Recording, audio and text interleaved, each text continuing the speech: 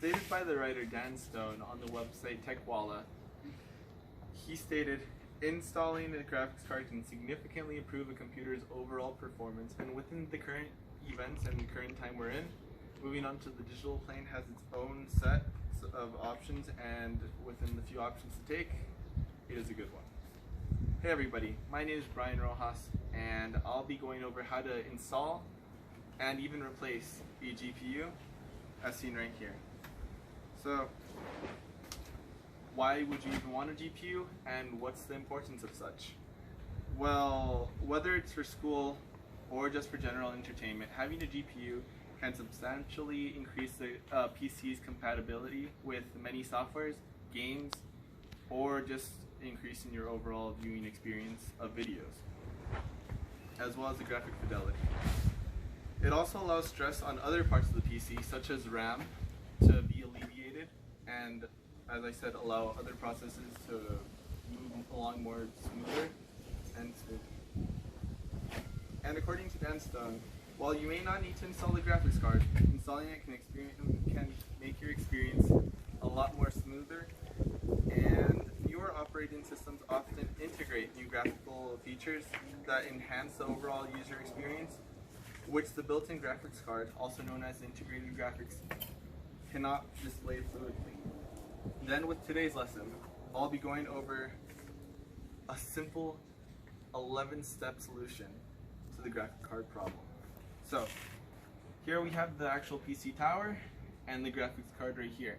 This is an MSI GeForce 710, and this is a low profile one, since this is a low profile tower made around 2012. So, depending on what type of tower you have, it'll go low profile or high profile, and it affects your budget a lot. So, first step would be to actually remove all the cables. I've already done this for the sake of the presentation. It takes only a couple of minutes, but it reduces the chance of actually getting electrocuted. So, normally you would have it on its side to actually remove the hood, but for the sake of actually allowing people to view it, I'll be doing it with more difficulty. So you'll want to open it first. They tend to have a little hook on the side that you'll just pull, and the latch will just fall off. You have to put a little force into it. Keep this in the front to display it. So once you lay it down here, you would have to see these little blue hooks right here. So this is for DVDs, this is the optical drive, this is the power, this is the fan, and under this is the CPU. Then all the way in this corner, there are 3 slots. 2 of them aren't really useful for us, that's for another thing. But the third one is black, noticeably black, and is for the actual GPU, and it's called the PCI X16, I believe. Yeah. So first of all, you have to actually unlock from here. If you don't unlock, then you can't. You have to forcibly put it in, and that could cause it to break. So you grab it from this side like this. Obviously, it would be the same. The only difference is I'm holding it up, and you would slowly push it in.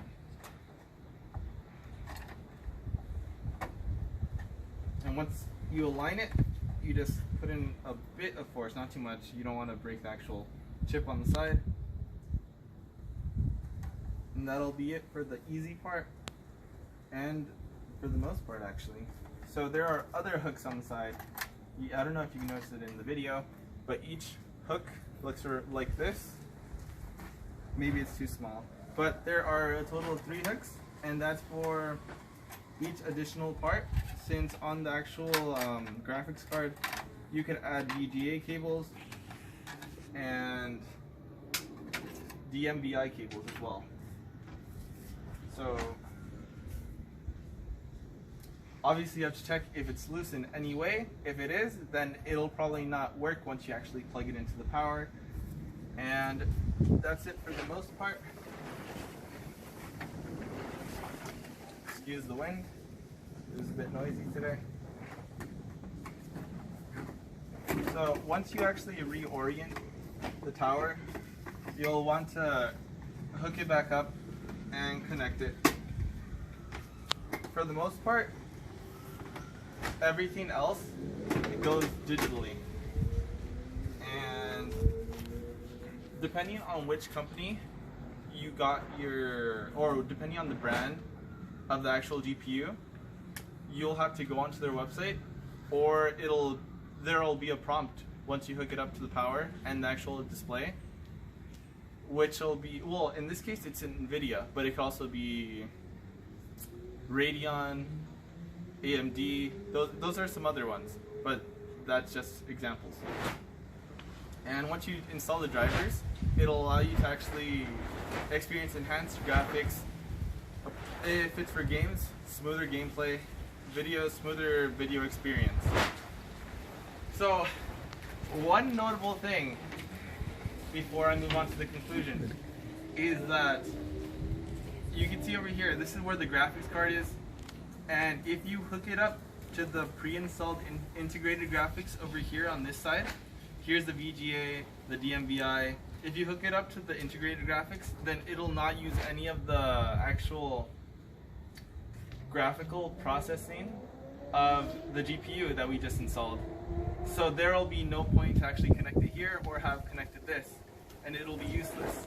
So make sure you don't make that mistake and connect it here. Always connect it to the actual GPU, because I made that mistake at the beginning, actually. And it'll take a couple of minutes to boot, and that'll lengthen the actual presentation demonstration. So, in conclusion, today I went over how to actually integrate the GPU into the PC tower, along with its benefits, and as to why you would actually want to purchase one. They're not that expensive, and they'll make your digital life a lot better. So if there's anything I actually want to stick with you today, is to actually make sure you disconnect the electrical components first, so you don't put yourself at any risk for shock. I mean, like actual physical electric shock. And yeah, that's about it. Thank you.